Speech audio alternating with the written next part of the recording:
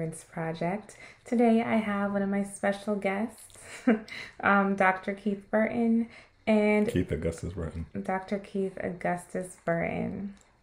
And we will be discussing a pretty hot topic that I'm really annoyed about.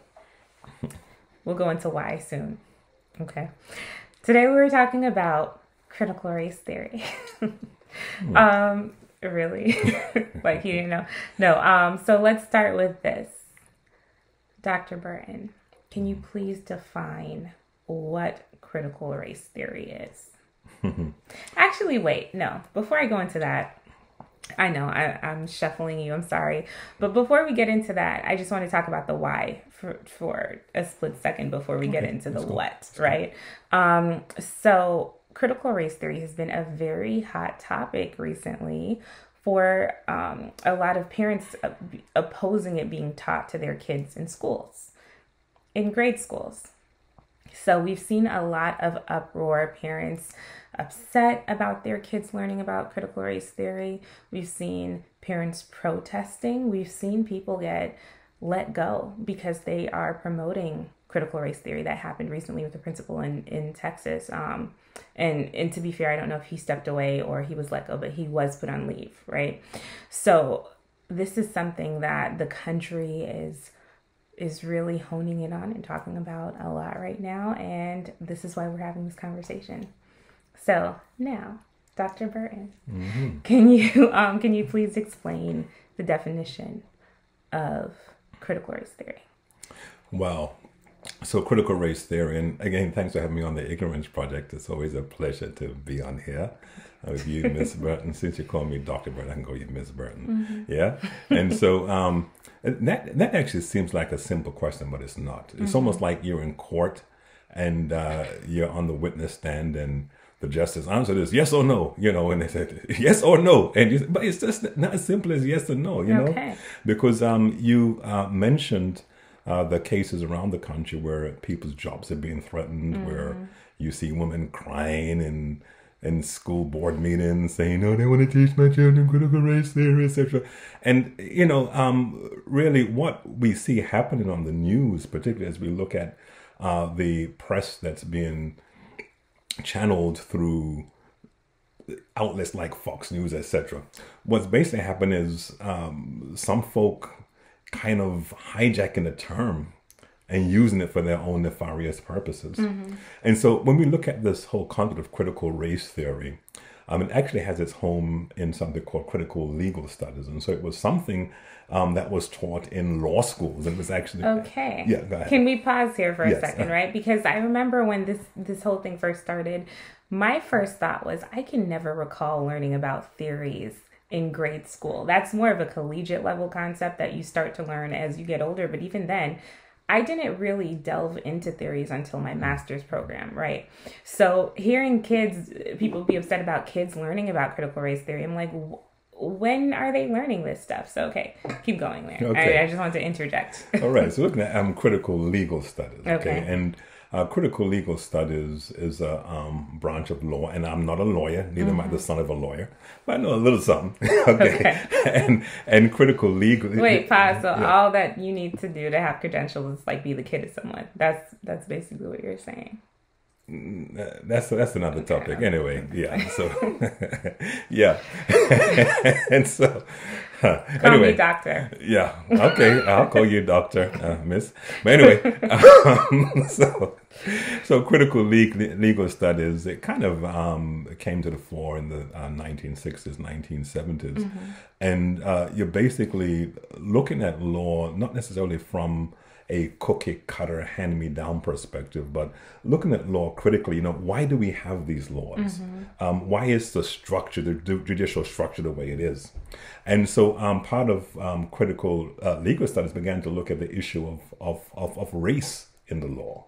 Okay. And so we look at the issue of race in the law, and we have teachers, I believe it's at Harvard at the time, like Derek Bell, who actually, started a course and wrote a book on the way in which the American law is biased against Black people and other people of color.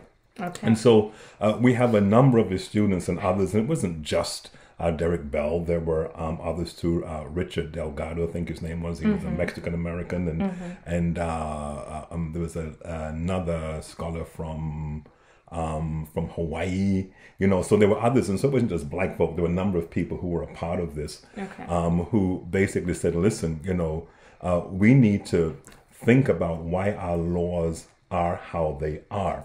Because again, what a theory is saying, we recognize that something is there, we recognize there was a problem, now let's try to find out why there is a problem. So critical race theory starts with the recognition that the laws of the United States of America are biased against certain people, and they're trying to understand why this is. And so in 1989, I think it was. Before you go, yes, keep go going. ahead. Let's pause here for a second, right? Because, of course, one, it makes sense that it sounds legalistic because it starts with law school, right? But the second thing that I want to say is, as a person in, I'm going to even say 6th grade. How old are you in 6th grade? Let's not do the math. I don't think I was in 6th grade. But 6th grade, you put like 12 years old. Let's go with that. 11, 10, but you kind of started school early, so you're probably like 11, maybe 10 and a half. Okay, let's say 11. That sounds like a safe number, and I'll find out after. But let's say in 6th grade, right? Because I would say I recall learning, one, about like the civil rights movement, and you learn a lot about slavery. You don't learn much about Black history past slavery, as if that's where we started, right? But that's another conversation for another day.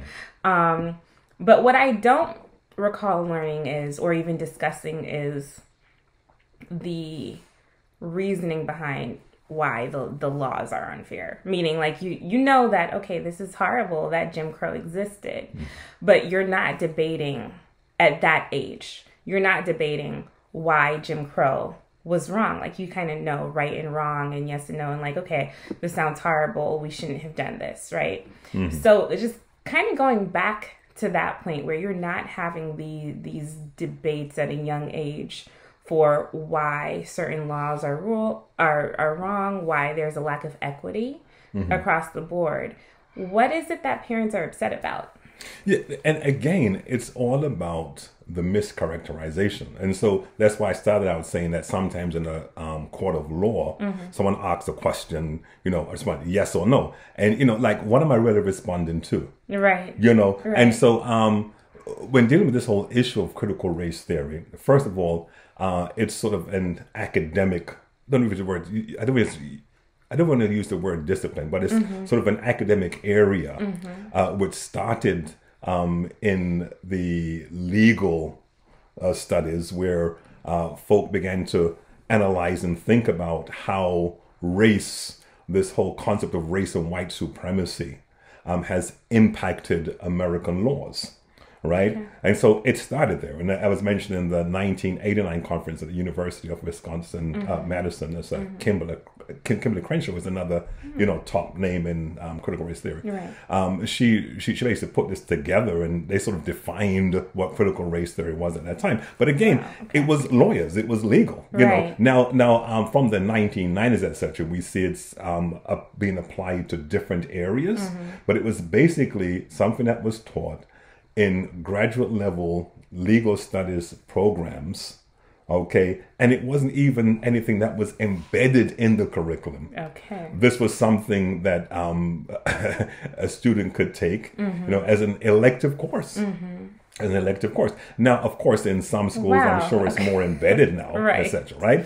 And so that's basically what it is. And so when we look at the tenets of critical race theory, because I've spoken about, okay, the realm, the academic realm in which it dwells.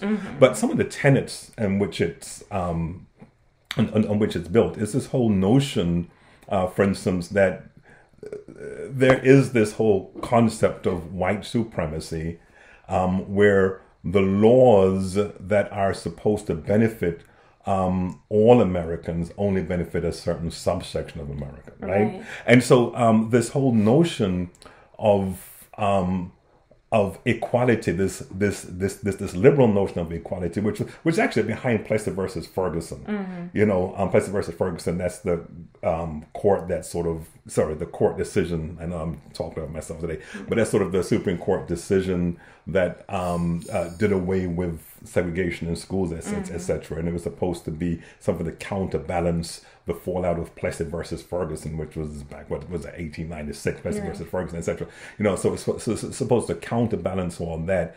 But the whole notion of busing, you know, taking students from one school to another, we're all equal, etc., doesn't deal with the underlying problem. Right. All right. And so critical legal studies, particularly critical race theory, is looking at the way in which the laws are made, the laws are administered, and basically saying, okay, if we're doing it without a recognition that there's inequity, you know, then what we're doing could be more harmful for the people we're supposed to be helping than helpful. You know, so there's that recognition. Another tenet of critical race theory is the understanding that the concept of race is a social construct. Right. Right. And what does that basically mean? Well, ultimately, we are humans, right? We're all humans. And we often like to simplify things. And so folk categorize race. And so you got white, you got black, you got Latinos. It's a social construct. And what does that mean? Well, if we look at the development of whiteness in the United States of America, development of whiteness wasn't something that was automatic. People were invited into the white club. It's evolved significantly. Yes. Since, And so at one time, Irish weren't white. Right. Italians. You know, Italians, you know, there's Jews. You know? In fact, there's a great book, The Guarded Gate by Daniel Orr Kent, which basically talks about how this concept of whiteness, you know, has been developed to include more people in the club. And even, again, thinking critically about race as a social construct, you know, we have a lot of people talking very loosely about Latinos, all right? And it's almost like, you know, when you look on the news and they're saying, well, the Latinos are... Latinos, I mean, how are Latinos a race? You know, there are black Latinos, there are white Latinos, you know? But even as we look at how the way in which societal mores are shaped, we have these constructs which are made by the powerful, usually the white privileged folk. They have these social constructs in which they include people because it's easy to control that way. Right. It's so easy to control. I know. Ta-Nehisi Coates has this concept that I love. He talks about it in a few of his books, including, I think, Between the World and Me. But he talks about, when he talks about race, he'll say those that believe themselves to be white, those that believe themselves to be black, right? And I've always loved how he phrased that because, I mean, just the origin of white and black. For some reason, we're the only two races that identify as actual colors that you'd see in a Crayola box, which has always fascinated me, right? But just this, like you said, this evolution of whiteness, I really can't say there's an evolution of blackness, but evolution of whiteness specifically, just because, like you're saying, there have been so many groups that have expanded that definition to make sure that they're included. Or I even think about, this might be a little bit more touchy, but everything that was happening a few months ago, my concept of time is typically skewed, but with the Asian community, and a lot of violence against the Asian community, which is horrible. But the quickness with which Congress passed those laws against Asian hate crimes, right? And as a Black woman, seeing all of the violence against my community and seeing how long it takes to even start a conversation, much less have it, much less talk about putting certain laws in place that are helpful for people in our community. That kind of caused a lot of friction, I'd say, within the Black community, because it's like, okay, that needed to happen, 100% that needed to happen, but we're also going through these things, and it's been publicized for a lot longer without having that same sort of immediate reaction. So although, you definitely can't say like, oh, the definition of white was expanded to include Asians, you can say that you see the difference with how this was approached with the Asian community versus how it's consistently approached with the Black community. Yeah, and so, and again, we're looking at the tenet of critical race theory that basically says that racism is inherent, it's inherently entrenched in U.S. laws. And so the example that you just raised demonstrated that we have a racist system where those who make the laws are primarily white folk, whether they're Republican or Democrat, they're primarily white. Okay, something happens against another minority group, but it's not the Black minority group, but this minority group is more accepted. Isabel Wilkerson cast.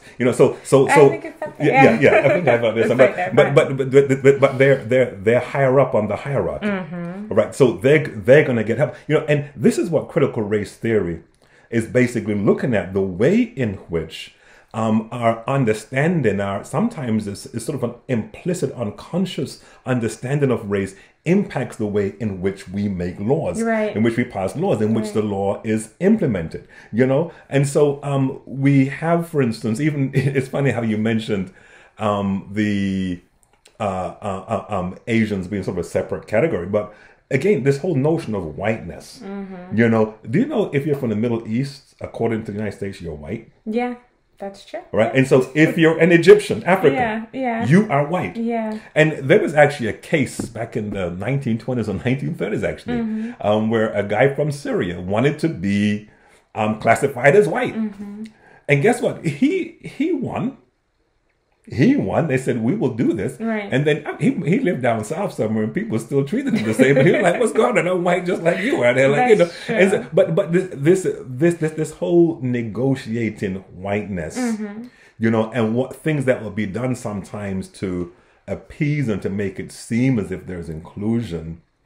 But in reality, the whole concept of whiteness, even as Lyndon B. Johnson realized, is something that you have sort of the wealthy on the top create to put a buffer between them and other people, usually Black people, who they've done so much evil against.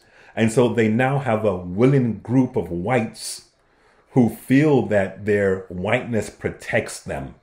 And how does the whiteness protect them? Again, critical race theory. The whiteness protects them because, the white police officers work for them. All right? The white police officers represent them. The whiteness protects them because they can be like this Rittenhouse fellow who leaves Illinois and goes to another state, kills 2 people, and may just get off. Yeah. Because as a white person, he's an automatic lawkeeper in a sense. He is given the privileges to carry a gun and to kill at will if he feels that the white hegemonical system is being threatened. And to kind of go back to the point where we were discussing others being accepted as white, I can't help but recall that moment in Get Out, a film by Jordan Peele, where, spoiler alert, by now, if you haven't seen it, you should have, but I'm going to just say it. It definitely seems, just go ahead and spoil it. Just spoil it. But there's this scene, right, where they're all together, and at the time, the main character doesn't realize that he is actually at an auction, and he's a Black man with a white girlfriend visiting her family for the first time, and they have everyone over for a picnic that is the auction, and everyone there is white with the exception of, or it will make more sense if you watch the movie, but most people there are white with the exception of an Asian man, right? And I think just going back to the point with acceptance of certain groups, when there's this level of complacency where even if you're not fully involved in the wrong, but you're allowing it, you're not speaking out against it, there's this acceptance. That's why you've got things like the token Black person, the safe Black person. Those people are always accepted in majority groups because they're not causing any friction. They're not speaking up. They're not making the majority feel bad about how they're moving about, the laws that they make. And as you raise that, Shereen, white supremacy cannot work without the complicity of Black folk. Oh yeah. Okay. Yeah. You always need, and I know Malcolm X spoke about the house Negro.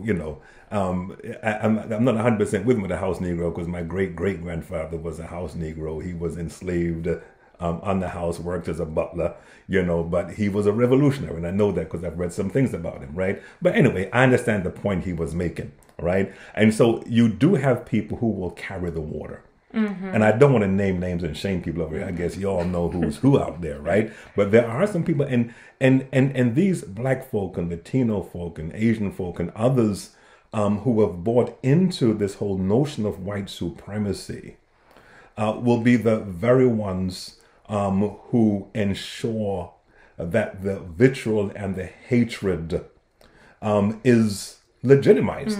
Okay, because they're the first ones who are going to go out there and say, well, yeah, I understand because that's not my experience. And they're doing that. But there's, until some of them get stopped. Yeah. And they may remember for a minute, until they think about the benefits that they're getting belonging to that white club. But can I go back to something I spoke about earlier? No. I raised earlier icon? Yes, go ahead. Oh, thank you very much. Thank you very much. You can get your allowance this week. So listen. So this whole notion of the embeddedness of white supremacist laws and practices in the U.S. legal system is ironically being manifest now in this whole discussion of critical race theory. Okay. Please elaborate. Right? Now, so remember, one of the tenets of critical race theory is that, white privilege, white supremacy is embedded in the laws of the United States of America and in the whole legal system. So it's possible now for certain white folk to redefine what is meant by critical race theory, to peddle this misunderstanding to the masses, to have women go to school board meetings and lobby the elected officials who now make laws that forbid the teaching of accurate history in the schools, right? Sorry.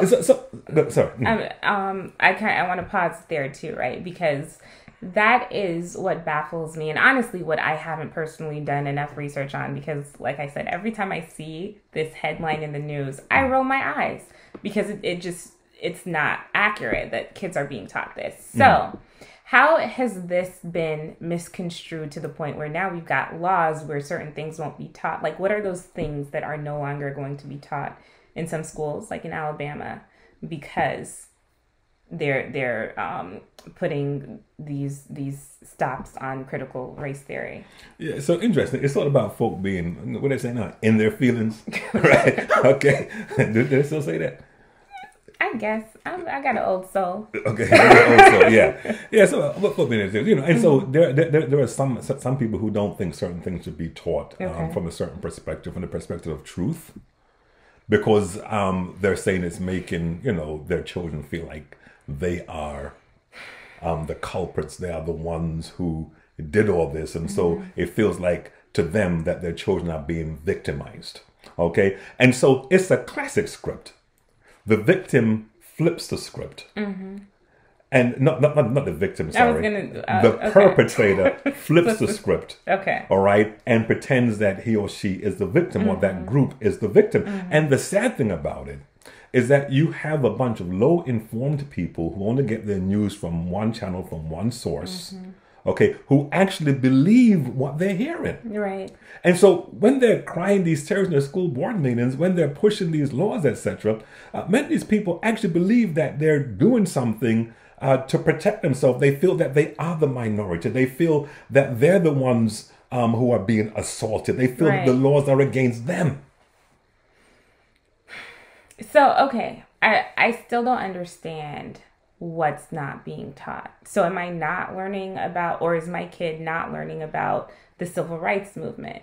Is my kid not learning about Malcolm X? You know, and of course, and that's the problem now, isn't it? Mm-hmm. So the problem is you have people who have captured a term and are using this term in a way in which it was never intended to be used, and are using a term that initially applied to graduate studies and putting it from K to 12 education, in fact, K education, probably pre-K, kindergarten education, you know.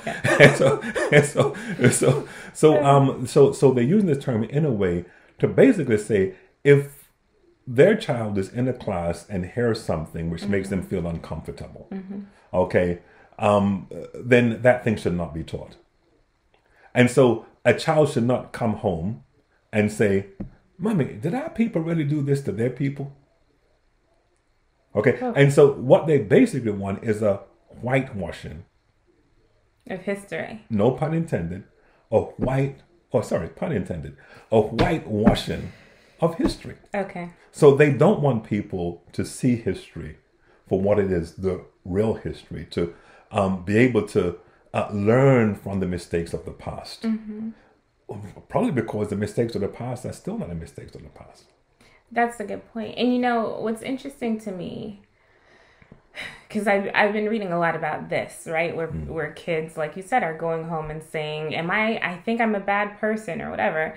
But one, if you're teaching kids in a way where they're going home thinking that they are wrong for something that they never did, you're not teaching them the right way. Right. You should be teaching them, this is history, this is what happened, and you learn about it so that you don't...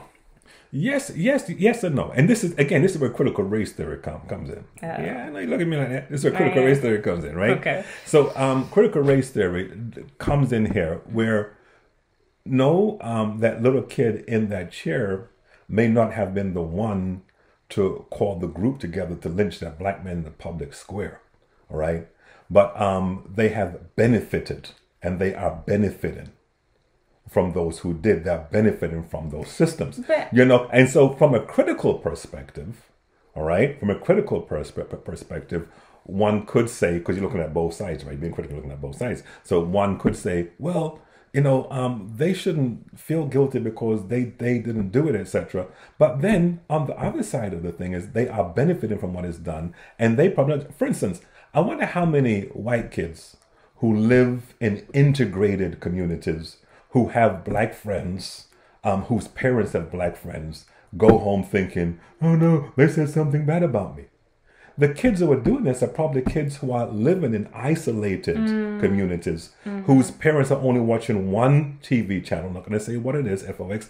Watching only one TV channel, okay, and are not exposed to the realities of this nation, that there is still discrimination, that this is a nation that has never lived up to its promises. But so you didn't let me finish my point. Oh, sorry. Because what I was saying is those kids should not go home feeling guilty. They should go home feeling aware, right? Mm-hmm. Like, okay, this is the type of privilege that I have. Mm-hmm. How can I make it more equitable? Mm-hmm. How can I make sure I'm aware that as I go out with my friend, we might get stopped by the cops because they look different than I do. How can I make sure that I'm an ally for that person as we move through life? That's what I mean when I say that. Gotcha. Also, what I find really interesting is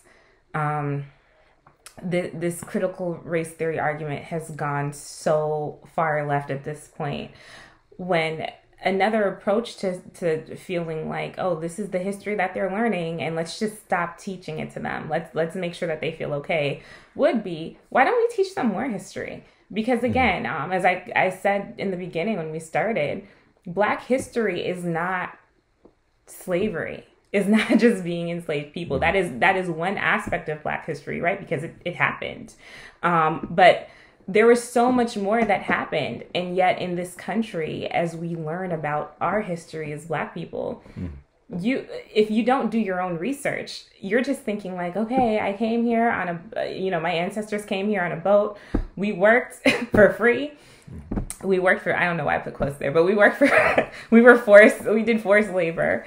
And then there were all these laws. We went through a lot of this crap. And then now we're here. Instead of learning that, one, each island has its own history, right? Haiti has a very rich history when you look at how they uprised against their oppressors.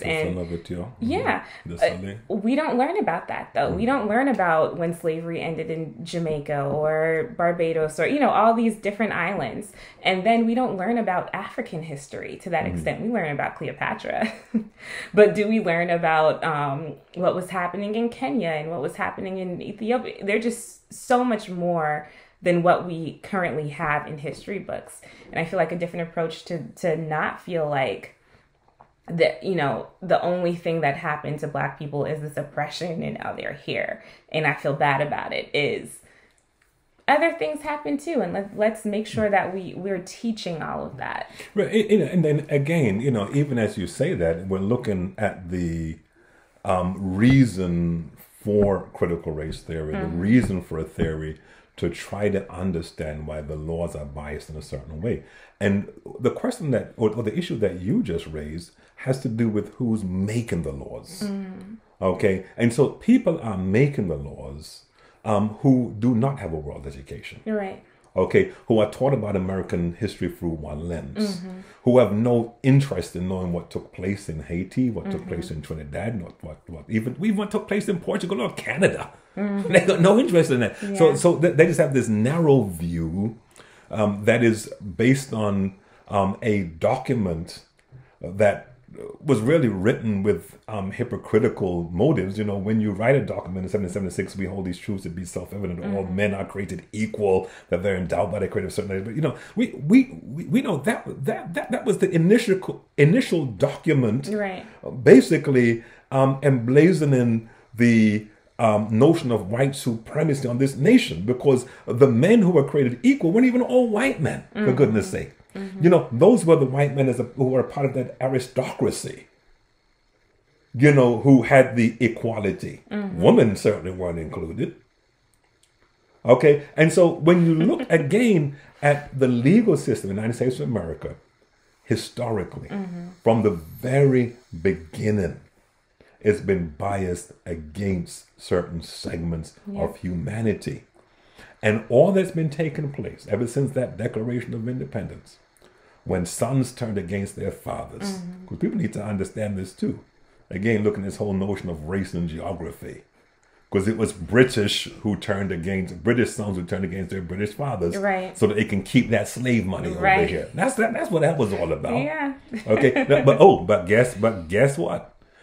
If I was teaching a public school right now in one of these areas that ban critical race theory, I would have just lost my job. Yeah.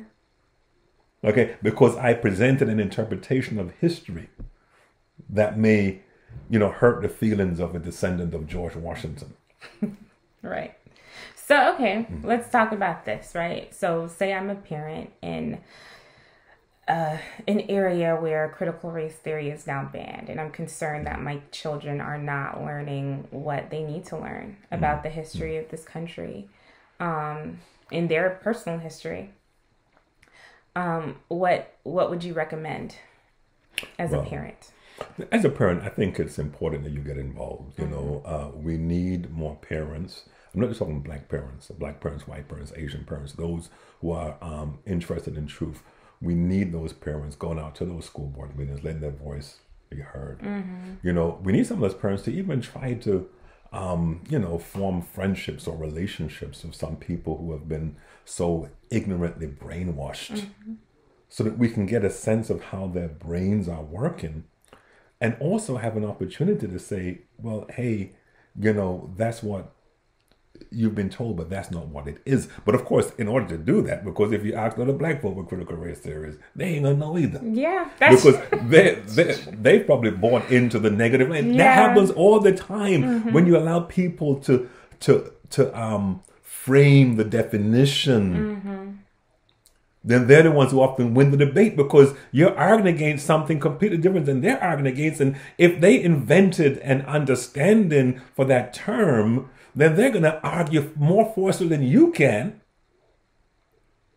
because you guys are talking past each other. Exactly. And, folk will leave the room thinking you're the idiot when you're the one who really knows what's going on. Right. Okay, I like that homework.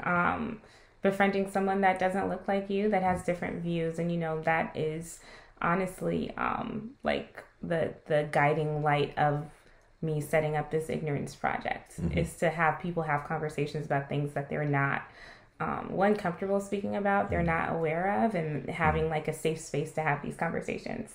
So thank you for recommending that. Okay. As far as education, say Kaleem and I did not learn about... You mean August and you? Yeah. August and I did not learn about our history as kids. What would you have done with us when we came home? Wow.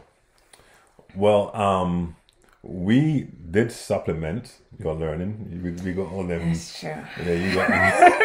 I grew up doing work every summer. and you'll get them we got on them Roots videos and the Eyes on the Prize videos and all that kind of thing, So I do think we have a responsibility to expose you to certain things. And, in our family too, from a cultural perspective, you didn't just listen to gospel music. You got all reggae and everything too, right? So we're able to, so I think that's our responsibility. And even I know that we're not all into genealogy, which is my hobby. Okay, but learning something about your past and your present, and being always ready to defend your choice. I think now, of course, we were kind of in a black environment, Yeah, but and that doesn't always. No, well, actually, I think it sometimes prepares you better for the real world, to tell the truth, because you're not always fighting from day one, And so you had that year we went to public school, and it was sort of an all white environment, etc. And I think you navigated that okay. I don't think that we've ever actually talked about that, honestly, because I would say that was the first time I had certain experiences with my peers that I did not expect. I was actually thinking about this a couple weeks ago. I remember being in my English class. The teacher at the time, may she rest in peace, beautiful soul, this older white woman, she was suffering from breast cancer. She was in stage 4 at the time, but she just loved teaching. So although she was still in cancer treatments, that's something that she just wanted to give back to the students. I can't recall her name, but she's so sweet. But I remember being in her class and her talking about how long she's been teaching at that school, I believe, in Alabama at least, and how she remembers integration. And she remembers fights that would break out where they would have to lock the doors because of students fighting with each other. And I remember, again, I grew up going to black schools, which I didn't realize was such a unique experience until I got older and met more people, especially people that looked like me, that are like, what? I never had a black teacher. I'm like, all my teachers were black. That's crazy. Or it was just a hard thing for me to understand at first. But anyway, her having those conversations with us, and I remember thinking, like, I can't imagine just sitting here and like race riots being right outside of the classroom door, and she's trying to keep her classroom just calm. And I remember her talking about teachers that would bring guns to school because they were scared. And I, especially being a black woman in this country, having a black brother, right? And just thinking like, man, he could say something that makes someone uncomfortable and them shoot him in that moment just because there's a misinterpretation. There's unfounded fears. I also remember this girl behind me. She was a white girl sitting behind me, and her talking to some of her friends and talking about a party that she went to, and saying, it's so hot and sweaty in that room. You know how Black people stink, right? And then she realized that I could hear her, and she apologized, like, "Oh, I'm sorry," and then she just kept talking, right? So I had never been in an environment where I heard comments about Black people from other groups experiencing just that subtle implicit bias and the subtle racism. That was those were a couple examples, but there are a few other things that I've never even thought to mention or talk about that happened in that moment, and with that being my first experience in a non-Black environment. That maybe that's probably what led to me saying I want to go back to the school I was at before, because there's just this level of comfort. It's definitely far from perfect, which is a whole nother topic with how Black environments, Black schools can be run. But the reason people keep going back is just because of the beauty of that safety in that moment. So I went back knowing, okay, I'm not going to hear anyone talk about my race. I'm not going to hear anyone like group me into a certain category just because I'm not the right type of Black or a different type of Black. I'm just going to be able to go there and live my life and be myself. Now that's my experience. I can't say that's everybody's, but that was mine. Yeah, but even as you raise that, Shireen, we're looking at this tenet of critical race theory that basically says that racism is systematically inherent in U.S. law. And so that person making that comment behind you, who knows what she's doing now? She could be a police officer. She could be a state's attorney. She could be a prosecutor. She could be a judge. Okay, yeah. And she has those biases in her mind that will affect the way in which she applies the law. Yeah. Okay, and so again, remember, critical race theory acknowledges that there is a problem.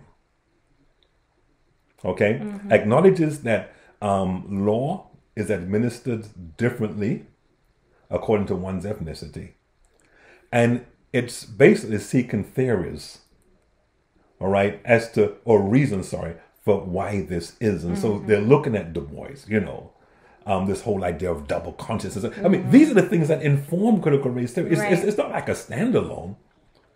But even though it's something that was developed in the, 60s, 70s, 80s, 90s, etc., it's going deep into American history and saying, this is how we can explain the disparities that we're seeing now. Right. And liberal whites, we love you and all that, but this whole thing of colorblindness doesn't work. Because remember, that's another tenet of critical race theory. Right. That colorblindness is foolish, and so the whole liberal notion of, well, we're all the same. Well, we're obviously not all the same.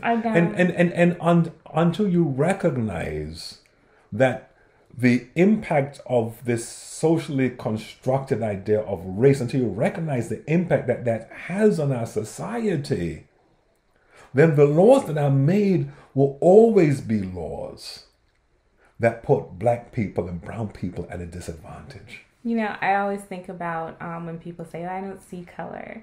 And I think about just that scenario that you see in so many movies where it's like, cut the red wire, cut the white wire. If you didn't see color, you blow up, right? You have to see color. And it's okay. There's not an issue with seeing color. There's an issue with treating someone differently because of the color of their skin. So, and I would disagree with that. I would. I'm very curious. The reason why I say that, and again, critical race theory, the fact that there are different experiences, all right? For instance, we look at the issues with the inner cities and, Alabama Senator John Sparkman, okay, right there in Huntsville, putting the precursor to public housing, etc. And we see how the laws they put in place that if the father's in the home, and so this disintegration that takes place that results in whole communities coming up that don't necessarily have the guidance that there was 50 years ago, 75 years ago. And so they end up in that courtroom because of decisions that have been made for them by the legal system. So you're basically saying maybe it's not, it's being aware that someone's skin color could cause them to have a different experience, but being empathetic about that. Being empathetic, because Khalid Browder, we speak about Khalid Browder all the time, right? So Khalid Browder from Brooklyn, right? So he's in this place, comes before a court, can't afford to pay his bail. So he spends 2 years in Rikers Island because he can't afford to pay his bail. And so as a judge, you look at this young boy, where do you live, son? Okay, do you think your parents are? And so you're going to take this into account. You're going to take that color into account. And so what's happening, people are looking at color to advantage those who don't have black and brown skin. And if we're really thinking about having equitable justice, there are times when even in the legal system, you look at those who have been disadvantaged for many years, and you're saying, well, yeah, I know this is the second time you're coming before this court. This is not a violent offense. I know I could give you, 2 years over here, but this is what I'm going to do. Okay, so you're taking into account who this person is, their circumstance, their history. Right. And you're saying, I am going to do something that's going to help you and not hurt you because I feel your pain. Okay. I think that's a good note to end on. Okay. Thank you, Dr. Burton. I feel your passion. Oh, thank you. Yeah, I might have to break this one up into 2. Oh my goodness! I'm gonna to send you a check, man. You break things up into 2. We'll see. Well, thank you so much for listening and taking part in the Ignorance Project. We want to hear from you too. What are your thoughts on critical race theory? Do you have questions? We can do a Q&A. If you're, that's fine. Yeah, we can do it. Yeah, that might be a good idea. For us to just further this discussion and make sure that everyone has a good understanding. Or if you don't feel intimidated. If you feel like this makes sense to ban critical race theory, I want to hear that too. I want to hear everything. I want to understand how you're thinking, I just want to hear. Yeah, that's a good idea. Yeah. Oh, now a great summary book, very easy to read, that can kind of give you, it's not on critical race theory, but it's written by my cousin, Claudia Rankin, who you have to get on your show. If you don't know Claudia Rankin, then you live in another thing. She's from Yale University. But a book I got up there called The White Card. Read that book. I haven't read that one. I know I've read Citizen and American Lyric by her, which is a very powerful piece of work because she's got several different points that are very, I recommend.